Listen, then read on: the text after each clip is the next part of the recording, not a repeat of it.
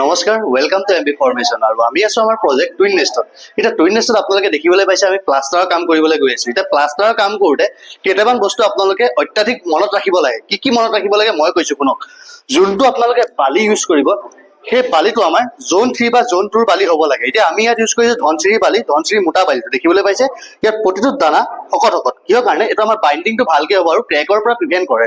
আৰু এই বালিটো ইউজ কৰাৰ টাইমত আৰু এটা বস্তু মন কৰিব, বালিত কিছুমান কয়লা পাৰ্টিকেল থাকিব পাৰে। সেই কয়লাখিনি আমি আঁতৰাই ল'বৰ কাৰণে সদায় চালন নিদি ভালকে বালিখিনি চালি ল'ব লাগে।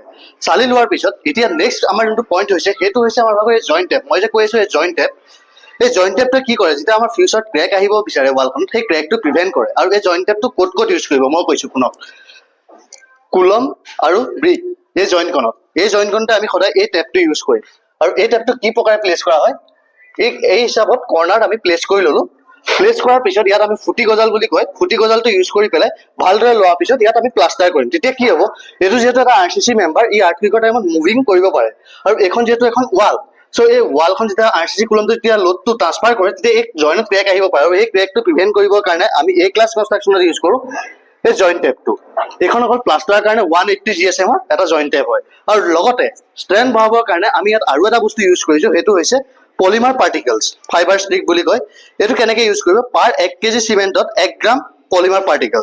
এতিয়া আমি ইয়াত যিহেতু 50 kg এটা চিমেণ্ট লৈছো, চ' 50 kg কাৰণে আমাৰ এইটো এটা 50 গ্ৰামৰ পেকেট। এই পেকেটটো আমি ভালদৰে বালিখিনিৰ লগতে মিক্সিং কৰি ল'ব। আৰু এই পাৰ্টিকলটো এতিয়া আমাক কি প্ৰভাইড কৰে, এই পাৰ্টিকলটোৱে আমাক প্লাষ্টাৰৰ টেনচাইল ষ্ট্ৰেন্থটো প্ৰভাইড কৰে। যেতিয়া প্লাষ্টাৰত এটা নিজৰ টেনচাইল ষ্ট্ৰেন্থ থাকিব, তেতিয়াহ'লে সেই প্লাষ্টাৰটো লাইফ টাইমতো ক্ৰেক নাহে। চাওক, যিহেতু আপোনালোকে ফাইবাৰ ষ্টিকো মিলালে, জইণ্ট টেপো ইউজ কৰিলে, তেতিয়াও কিন্তু আপোনালোকৰ প্লাষ্টাৰত ক্ৰেক আহিব পাৰে। আৰু তাৰ কাৰণে কি প্ৰিভেণ্ট কৰিব মই কৈছো, যোনটো প্লাষ্টাৰৰ থিকনেছ হ'ব, ভিতৰৰ ৱালকেইখনৰ কাৰণে 15 mmতকে বাঢ়ি যাবলৈ নিদিব, আৰু বাহিৰৰ ৱালৰ কাৰণে 20 mmতকে বাঢ়ি যাবলৈ নিদিব। সেই ৰেচিঅ'টো কিন্তু মনত ৰাখিব। এই বস্তুকেইটা অত্যাধিকভাৱে আপোনালোকে মন কৰিব। আৰু যোনটো প্লাষ্টাৰৰ ৰেচিঅ' বনাব, ৰেচিঅ'টো মই আপোনালোকক কৈ দিছো।